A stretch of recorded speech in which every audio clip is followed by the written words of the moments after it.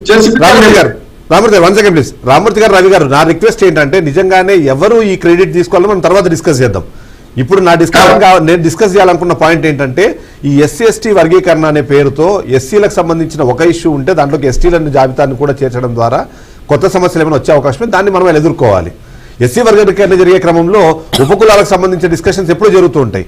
వాటిని మనం ఎలా ముందుకెళ్ళాలని దాని మీద డిస్కస్ చేద్దాం. ఎందుకంటే ఇప్పుడు అది క్రెడిట్ ఎవరికి ఇచ్చినా ఎవరు తీసుకున్నా మొత్తానికి ఈ జాతి ప్రజలు ఇవాళ దానివల్ల లాభపడతారు అనేది లాభపడాలని మనం కోరుకున్నాం కాబట్టి అది లాభపడుతున్నా సంతోషపడదాం. మనం తర్వాత క్రెడిట్ ఎవరికి ఇద్దామో తర్వాత డిస్కస్ చేద్దాం. ఇప్పుడు రవి గారు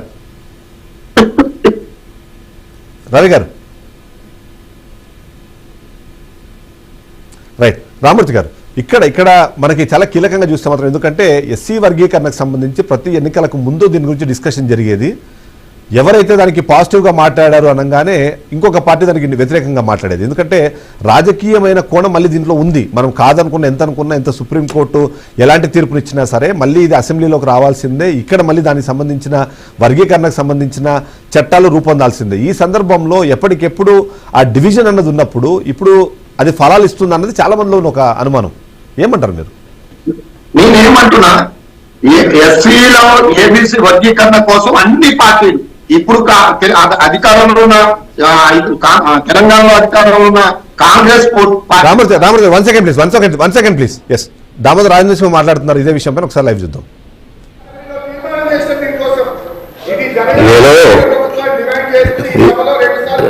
అదే మీ డిమాండ్ గౌరవిస్తాము. Today that's what I say. We, at least as far as we are concerned, we are very emotive about this. We are very emotive about this. I'll just give you some background to this. I'll share some experience and background.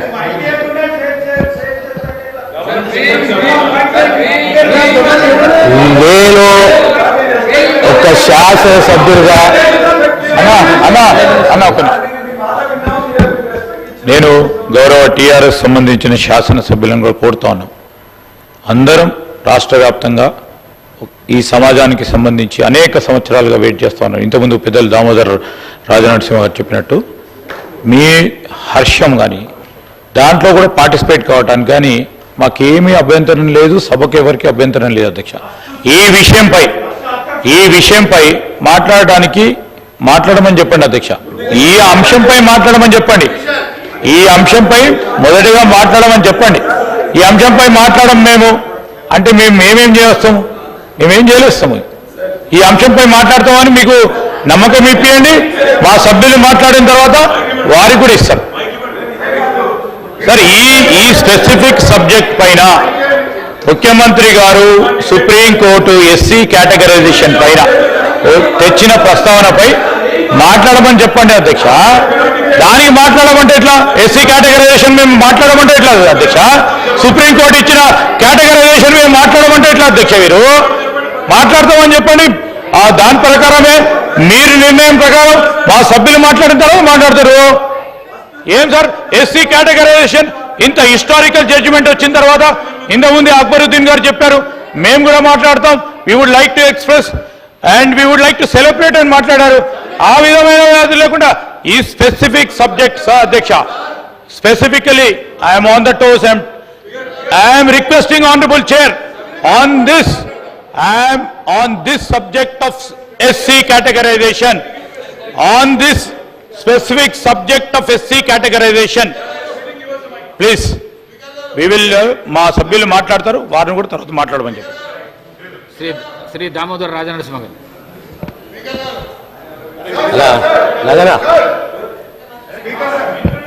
నేను మధ్యలో మంత్రి గారు నేను మాట్లాడండి sir. ప్రతిపక్ష నాయకులకు, గౌరవ సభ్యులకు అందరికీ ధన్యవాదాలు. Today historic day, long cherish dream, ఎప్పటి నుంచో కలగంటున్నాము. ఈ వర్గీకరణ అనేది ఏ వర్గానికి వ్యతిరేకం కాదు. ఓ సమతుల్యత, అందరికీ అవకాశం కల్పించాలి అనే ఉద్దేశంతో, ఈ ఇంబ్యాలెన్స్ని బ్యాలెన్స్ చేయాలనే ఉద్దేశంతో ఈ పోరాటాలు జరిగినాయి. ఈ పోరాటం 20-30 ఏళ్ళ పోరాటం కాదు, గత 50 సంవత్సరాల నుంచి ఉన్నది. ఈరోజు అట్లీస్ట్ నా 63 ఏళ్లలో 50 ఏళ్ళు నేను చూశాను ఇది. Today I'm little bit emotional. ప్రత్యేకంగా ముఖ్యమంత్రి గారికి ధన్యవాదాలు తెలియజేస్తున్నాను. ప్రభుత్వం ఏర్పడ్డ 2 మాసాలకే ఏజీతో మాట్లాడి వారు ఆదేశాలు ఇవ్వడం జరిగింది. మీరు డెలిగేషన్ లీడ్ చేసి సుప్రీంకోర్టులో ఒక అడ్వకేట్ని నియమించి మనం కూడా వాదన వినిపిస్తాము రాష్ట్ర తరఫున. ఈ ప్రభుత్వం వర్గీకరణకు సమతుల్యానికి సానుకూలంగా ఉన్నది. Will fight for the right of the down trodden discriminated అనే ఒక ఉద్దేశంతో ఓ డెలిగేషన్ని అప్పచెప్పారు. I led the delegation to Supreme Court. We have appointed a senior advocate in the Supreme Court and we were expecting a positive judgment. ఈరోజు చక్కటి judgement వచ్చింది. ఈ judgement అనుకూలంగా రేపొద్దున ప్రభుత్వము తగు చర్యలు తీసుకుంటుంది. ప్రత్యేకంగా ముఖ్యమంత్రి గారికి వర్గాల తరఫున నా తరఫున ధన్యవాదాలు తెలియజేస్తున్నాను. కడియం శ్రీహరి గారు.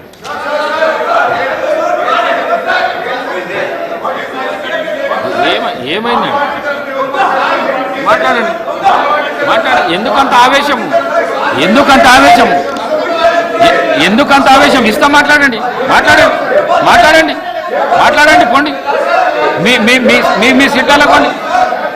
మీ ప్రాక్టీస్ మంచిగా లేదు.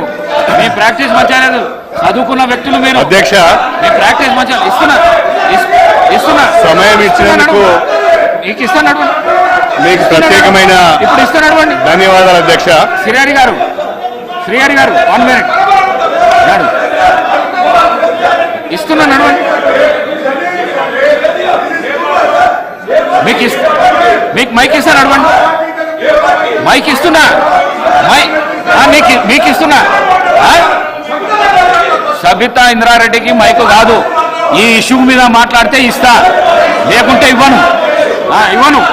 మాట్లాడండి. కడియంత్రి గారు మాట్లాడండి. 1994 జూలైలో ప్రారంభమైన ఈ ఉద్యమం 2024 జూలైలో వర్గీకరణ మీద మాట్లాడితే సుప్రీంకోర్టు ద్వారా ఎస్సీ ఒక వర్గీకరణ చరిత్రాత్మకమైన తీర్పు వెలువరించి ఈ తీర్పు ద్వారా దళిత జాతులకు సమన్యాయం చేసే ఒక చక్కటి అవకాశం కల్పించినందుకు హరీష్ రావు గారు ఇప్పుడు సుప్రీంకోర్టుకు ప్రత్యేకమైన ధన్యవాదాలు.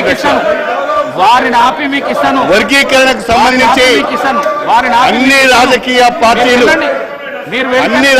పార్టీలు సంఘీభావం తెలిపాయి. గతంలో ఉన్న అన్ని ప్రభుత్వాలు కూడా శాసనసభలో ఏకగ్రీవ తీర్మానం కూడా చేశాయి. తెలుగుదేశం ప్రభుత్వము, కాంగ్రెస్ ప్రభుత్వము, బీఆర్ఎస్ ప్రభుత్వము, మూడు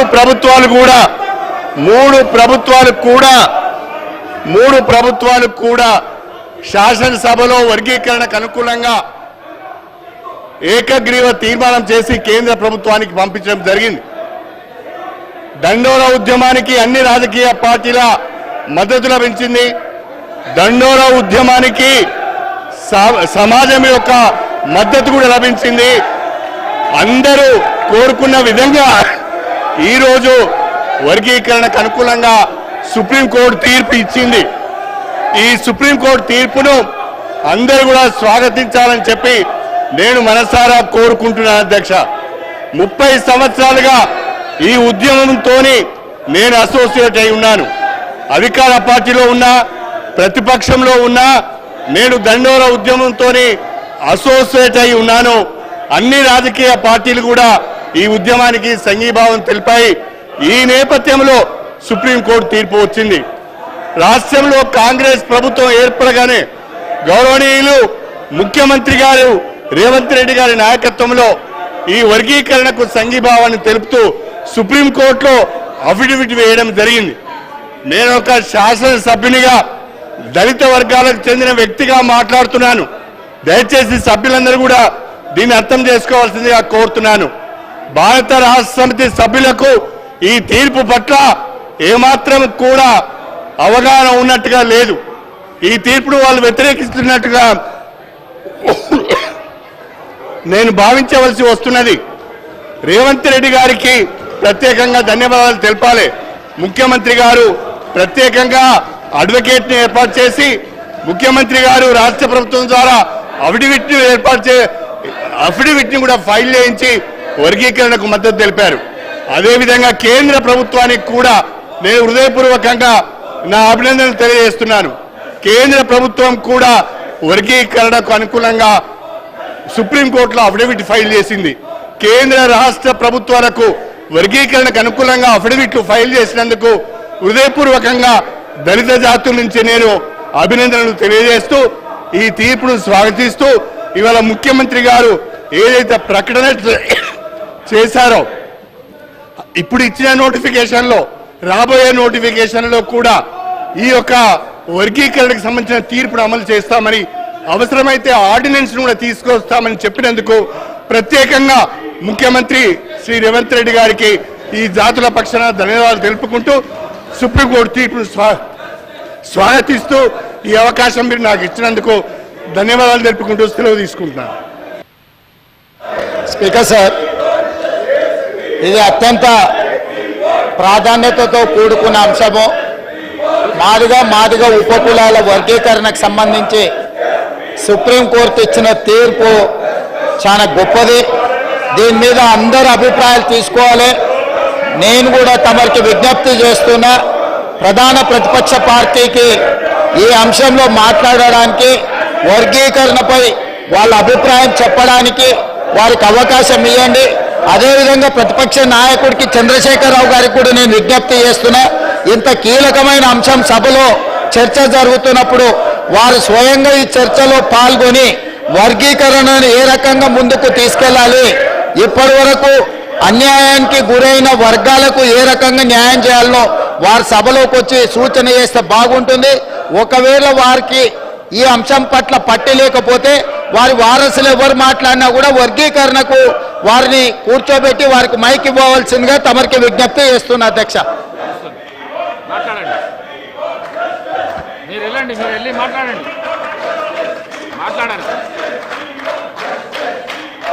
హరీష్ రావు గారు బొమ్మనండి సార్, వాళ్ళకే మాట్లాడతారు, మీరే మాట్లాడాలి. మాట్లాడడానికి అవకాశం ఇస్తుండ్రు.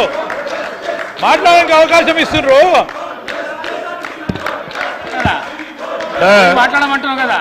లీడర్ ఆఫ్ ద హౌస్ స్పష్టంగా చెప్పడం జరిగింది. వారికి మాట్లాడడానికి వర్గీకరణకు సంబంధించి మాట్లాడమంటే కూడా మాట్లాడకుండా ఎట్లా అధ్యక్ష? మాట్లాడమంటే మాట్లాడరు. ఈరోజు వారు మాట్లాడమని చెప్తా ఉన్న సందర్భంలో ఎస్సీ వర్గీకరణ గురించి మాట్లాడు అంటే మాట్లాడతలేరు. ఏంది అధ్యక్ష? ఇప్పుడే ముఖ్యమంత్రి గారు చెప్పారు వర్గీకరణకు సంబంధించి ఆ అంశంపై మాట్లాడమంటే ఎట్లా అధ్యక్ష? ఇస్తామంటున్నారు కదా, ఇస్తారు. ఇప్పుడు ఇస్తారు స్పీకర్ సార్, ఇస్తారు. ఇప్పుడు ఇస్తారు. ప్రశాంత్ రెడ్డి గారు ఇప్పుడు ఇస్తారు. అన్నా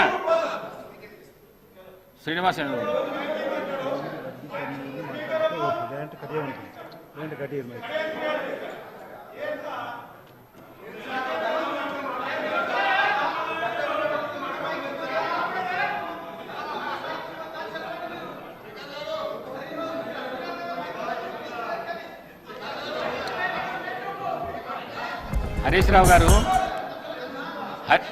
హరీష్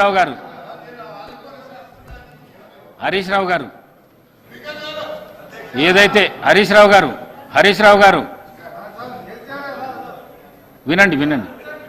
ఏదైతే సుప్రీంకోర్టు ఇచ్చిన వర్గీకరణ మీద ఎవరైతే మాట్లాడతారో మీరు డిసైడ్ చేసి చెప్తే దాని విషయం తప్ప వేరే విషయం మాట్లాడితే మైక్ కట్ చేస్తా. అదైతే చెప్పేస్తున్నాను నేను. ముందు మాట్లాడండి. హరీష్ రావు గారు ఎవరు మాట్లాడతారో సూచించండి. మాట్లాడండి. Speaker sir, first of all ఒక శాసనసభ పక్షం తరఫున ఎవరు మాట్లాడాలనేది ఈ సభలో ఉన్న సాంప్రదాయం ప్రకారంగా సభలో మమ్మల్ని అడుగుతారు, మా పార్టీ తరఫున ఎవరు మాట్లాడతారని అడిగి మేము ఎవరికి అడిగితే వారికి మైక్ ఇచ్చే సాంప్రదాయం ఉంది. కానీ మీరు హరీష్ రావు గారు- సభా సాంప్రదాయాలకు తిలోదక హరీష్ రావు గారు, ఈ సభల ప్రతి సభ్యుడికి మాట్లాడే అవకాశం ఉన్నది. మీరు చేరుకు నేర్పించవలసిన అవసరం లేదు. మీకు అవకాశం ఇచ్చినా మీరు మాట్లాడండి.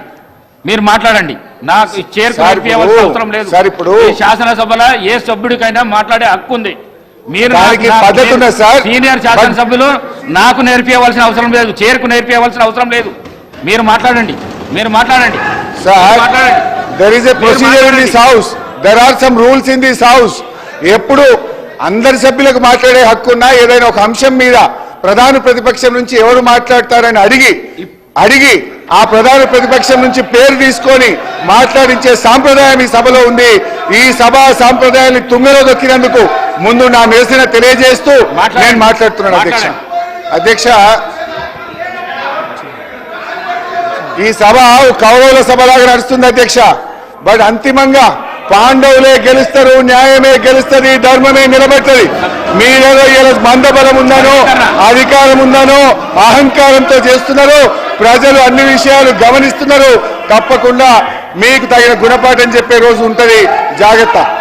అధ్యక్ష, ఈరోజు 2 అంశాలు అధ్యక్ష. ఎస్సీ వర్గీకరణ మీద భారత సర్వోన్నత న్యాయస్థానం ఇచ్చిన తీర్పును బీఆర్ఎస్ పార్టీ పక్షాన మా యొక్క హర్షాన్ని వ్యక్తం చేస్తా ఉన్నాం, స్వాగతిస్తా ఉన్నాం.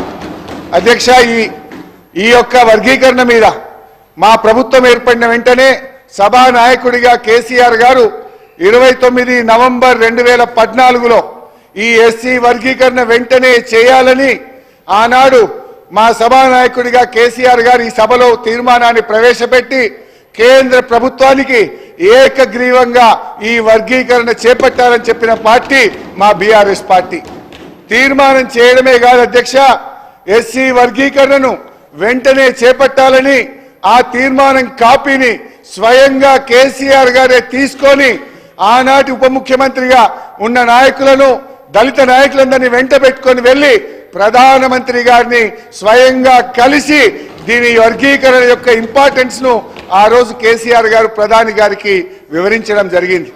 ప్రధానమంత్రి గారు ఆ రోజు కూడా చాలా స్పష్టంగా ఇది న్యాయమైన డిమాండ్ అని, దీన్ని తప్పకుండా పరిష్కరిస్తామని ప్రధానమంత్రి గారు కూడా ఆ రోజు సానుకూలంగా స్పందించారు అధ్యక్ష.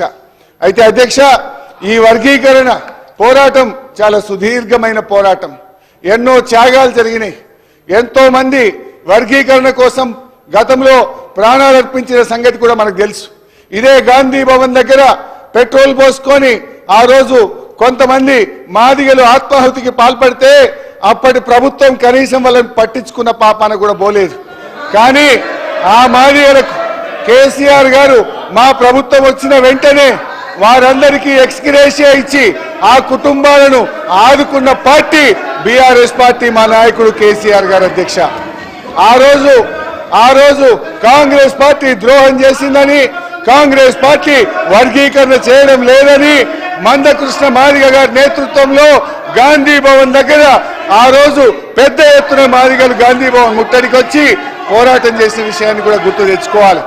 ఆ రోజు అమరులైన కుటుంబాలను కేసీఆర్ గారి ప్రభుత్వం ఆ కుటుంబాలను ఆదుకున్నది తప్ప గతంలో ఉన్న కాంగ్రెస్ ప్రభుత్వం ఆ పాపం అమరులైనటువంటి మాదిగ నేతలను పట్టించుకోకుండా వారికి అన్యాయం చేసినటువంటి పార్టీ కాంగ్రెస్ పార్టీ. బట్ ఏది ఏమైనా ఈ సందర్భం చాలా సంతోషమైనటువంటి సందర్భం. దశాబ్దాల కళ నెరవేరినటువంటి రోజు. అందువల్ల ఈ రోజు మా బీఆర్ఎస్ పార్టీ తరఫున సుప్రీంకోర్టు తీర్మానాన్ని మనస్ఫూర్తిగా స్వాగతిస్తా ఉన్నాం. ప్రభుత్వం ప్రవేశపెట్టిన స్కిల్ యూనివర్సిటీకి కూడా మా బీఆర్ఎస్ పార్టీ తరఫున సంపూర్ణమైన మద్దతును తెలియజేస్తా ఉన్నాం. అయితే అధ్యక్ష, నిన్న గాని ఈ రోజు గాని సభ జరిగిన తీరు మా హృదయాలను ఎంతో గాయపరిచింది. మా మహిళల్ని శాసనసభ్యులు లక్ష్మణ్ కుమార్, అట్లూరి లక్ష్మణ్ కుమార్.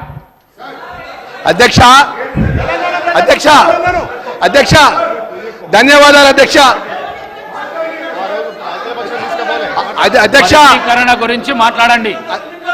వర్గీకరణ గురించి మాట్లాడండి. అధ్యక్ష, 10 సంవత్సరాలు అవకాశం ఇచ్చినందుకు ధన్యవాదాలు అధ్యక్ష.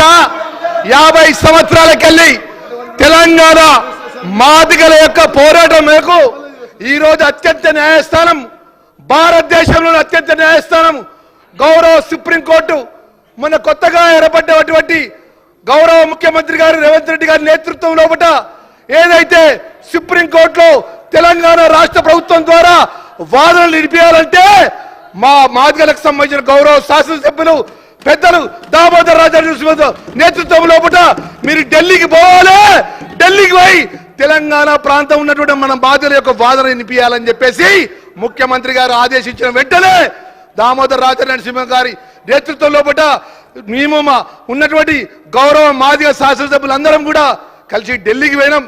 ఇక్కడ ఉన్న అడ్వకేట్ జనరల్ సుదర్శన్ రెడ్డి గారితో సుమారు 3 గంటలు మేమందరం గౌరవ శాసనసభ్యులందరం మాట్లాడడం జరిగింది. ఏ విధంగా ఈ భారతదేశంలో ఉన్నటువంటి అత్యంతమైనటువంటి సీనియర్ కౌన్సిల్ను ఏ విధంగా ఎంగేజ్ చేయాలి, దానికి సంబంధించినటువంటి ఎంత డబ్బైనా కూడా రాష్ట్ర ప్రభుత్వాన్ని భరిస్తుందని చెప్పినటువంటి గౌరవ రాష్ట్ర ముఖ్యమంత్రి రేవంత్ రెడ్డి గారికి మాదిగల పక్షాన మనస్ఫూర్తిగా వారికి ధన్యవాదాలు, శుభాకాంక్షలు తెలియజేస్తున్నాం. అదేవిధంగా ఏదైతే సీనియర్ కౌన్సిల్ సంబంధించినటువంటి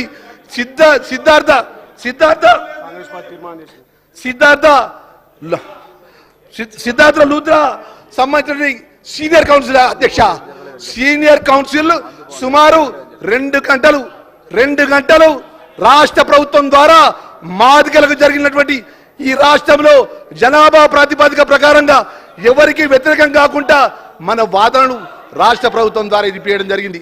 అదేవిధంగా రాష్ట్ర కాంగ్రెస్ పార్టీ సోనియా గాంధీ, రాహుల్ గాంధీ గారి నేతృత్వం లోపల, రేవంత్ రెడ్డి గారి నేతృత్వం లోపల కూడా మేము మా కాంగ్రెస్ పార్టీ వారి అధ్యక్షులు కూడా తీర్మానం చేసిన విషయాన్ని కూడా తెలియజేసుకుంటున్నాం. అధ్యక్ష, అత్యంత బాధాకరమైన విషయం ఏంటి అధ్యక్ష అంటే మా మాదిగలకు సంబంధించిన తెలంగాణలో అత్యధిక జనాభా ఏదైతే జనాభా దామాసిక ప్రకారం మా ఉపకులాలకు న్యాయం జరిగినటువంటి అత్యంతమైనటువంటి శుభవార్త వస్తే ప్రధాన ప్రతిపక్ష నాయకులు ఆ శాసనసభ్యులు మాకు సహకరించాలని వేసింది మా మాదిగలకు సంబంధించిన న్యాయమైన విషయంలో పట్ల ఈరోజు ఇంత పెద్ద గలాటా చేస్తున్నారు.